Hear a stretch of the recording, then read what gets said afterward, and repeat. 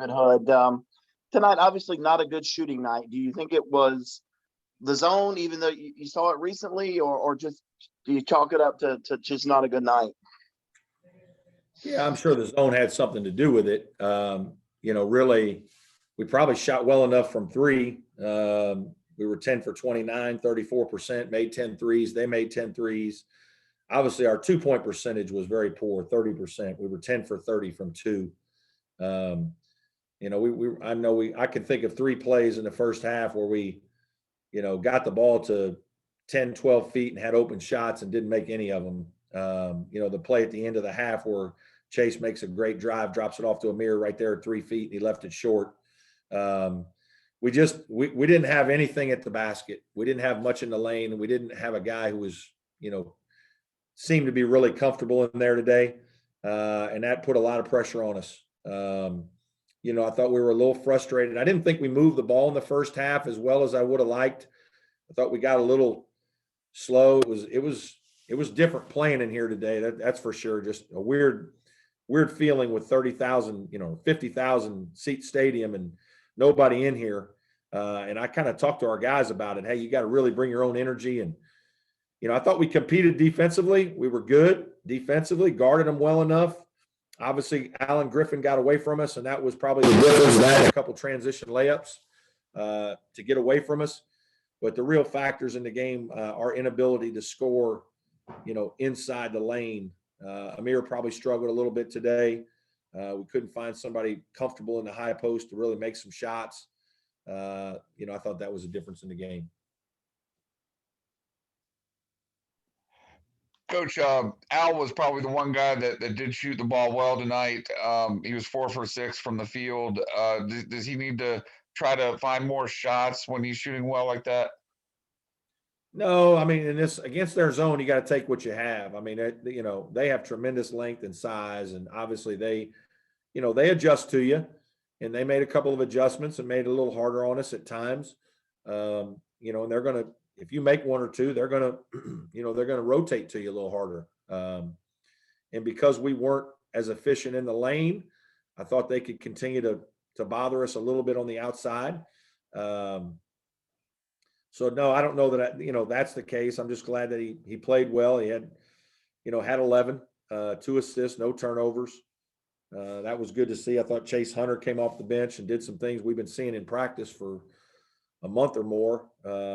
And he had 7 points, had 4 assists, no turnovers. We only turned it over 8. It's kind of a crazy deal. We only turned it over 8 times today. Shot 30% from the 2. In the last game, we shot 60% from the 2, but had 20 turnovers and won by 18. So it was kind of one of those games. Basketball is a make or miss game a little bit sometimes, and this was a game where they made a few more than we did. I thought our effort defensively was reasonably good. I thought we did a lot of good things, had a couple transition breakdowns. And then Griffin, they've got guys. They got 3 or 4 guys that can make tough shots. And if one of them starts to get hot, it's a real challenge for you. And, Griffin hit one from about 30 feet against us there when we called one of our timeouts. Of course, everybody, they want to talk this time of the year about tournament seeding and where are you going to be in the ACC. So, what point with your team do you say, let's just flush this one, and then the only thing we can control is our next game, and let's just control that and let that be it? That's exactly what I said after the game. I mean, we won 5 ACC games in a row. I don't know, 6 out of 7, 7 out of 8, 7 out of 9, 6 out of 8, whatever the heck it is. We've been playing good basketball, and you're going to have a night where you don't shoot it well. That's going to happen, and it's unfortunate. They made a couple to get away from us. Our kids were prepared. We had great practices leading up. Obviously we got an incredibly quick turnaround now coming back to a noon game on Saturday for senior day. Hope we have a great crowd and we certainly want to go out honoring our seniors the right way. It's a great group of guys that have done a lot for our team and our program. And this was just a game where we didn't play quite well enough. We didn't play well enough. We missed a lot of shots that are makeable shots, and you can't go 10 for 30 from 12 or 15 feet and in. You're not going to win games doing that. And, you know, that's not effort. You can't try harder to make your shots. That doesn't usually do well. You know, so this wasn't a game where we played terribly, threw the ball to the other team all the time, never guarded them. We did some decent things in the game, but at the end of the day, you got to make more shots than this. You got to be more efficient. And we just couldn't do that today. A lot of that credit Syracuse. I thought those kids played with great energy. This was a huge game for them. That's 2 back-to-back big wins that they've had at home here, finishing up their season, beating North Carolina and us down the stretch. And, you know, at the end of the day, they just played a little better than we did. Brad, this is Larry. Did you get the ball into the high post as much as you wanted to, particularly early on? No, I don't think we did. You know, I thought the ball was stagnant some early in the game. I thought guys were like looking at it and standing there and pump faking it like, you know, guys, it's not there. We talk about peppering the ball, which just means we want it to move. We don't want it to stick. And I didn't think we peppered it. You know, I didn't think our starters played as well.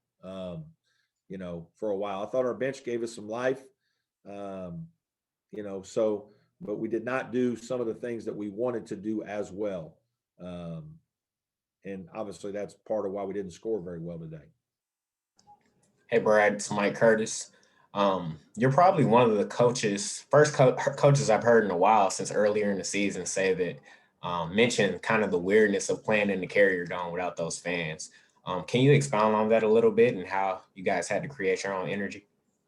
Yeah, it's just, I mean, obviously it's such an enormous building, right? That it feels a little cavernous, you know. I mean, it's a little different. Now, it's extremely well lit, and so there's some life just with the lighting and the new scoreboards that look like and stuff like that. I mean, it was great. It's a great venue. But it's, you know, obviously I've been here with 30,000 people. You know, you feel like it's a bad night when they have 16,000 come watch you play on a snowy Tuesday at 9 o'clock.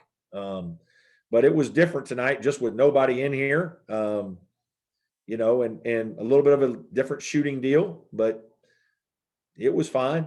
And obviously had no bearing on the game, just, but it was, you know, been in here several times. This was different. Any more questions for Coach?